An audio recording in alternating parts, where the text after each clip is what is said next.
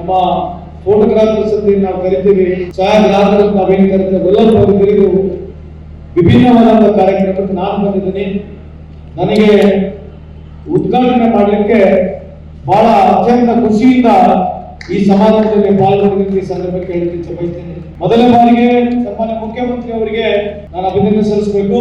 ಬಹುತೇಕ ಇತಿಹಾಸದಲ್ಲಿ ಪ್ರಥಮ ಬಾರಿಗೆ ಈ ಮಾಧ್ಯಮದ ಅಕಾಡೆಮಿ ಅಧ್ಯಕ್ಷರಾಗಿರ್ತಕ್ಕಂಥ ಹೆಣ್ಣುಮಗಳು ಅಂತಂದ್ರೆ ಅದು ಐಷಾ ಖಾನ್ ಅಂತ ಈ ಸಂದರ್ಭಕ್ಕೆ ಹೇಳಲಿಕ್ಕೆ ಬಯಸ್ತೇನೆ.